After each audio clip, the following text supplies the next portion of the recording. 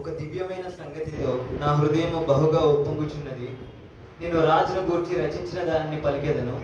నా నాలుక త్వరగా రాయవాని కలము వలె నున్నది.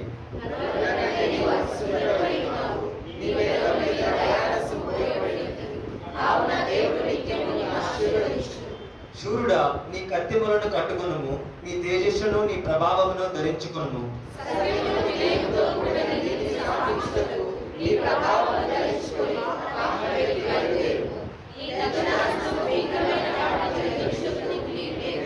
నీ బాణములు వాడిగలవి, ప్రజలు నీ చేత కూలుదురు. నీ బాణములు రాజు శత్రువుల గుండెలో చొచ్చును.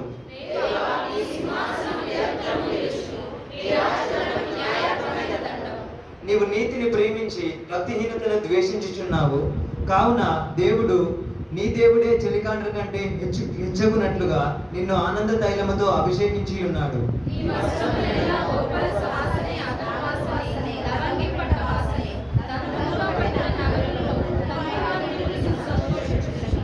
నీ దయనొందిన స్త్రీలలో రాజుల కుమార్తెలున్నారు. రాణి ఓపీరు అపరంజితో అలంకరించుకొని నీ గుడి పార్శ్వమున నిలుచుచున్నది.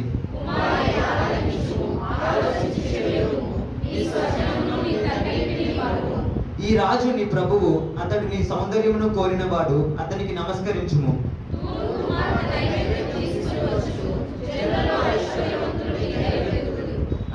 అంతఃపురంలో నుండి రాజకుమార్తె కేవలము మహిమ గలది.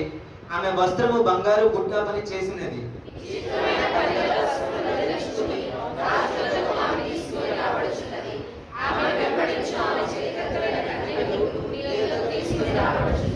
ఉత్సాహ సంతోషములతో వారు వచ్చుచున్నారు, రాజనగరంలో ప్రవేశించుచున్నారు.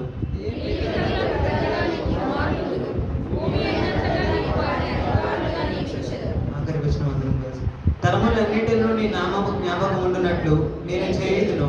కావున జనములు సర్వకాలము నీకు కృతజ్ఞతాస్తుతులు చెల్లించుదురు. చదవండి కీర్తన. దేవుడు మనకు దీవించును గాక.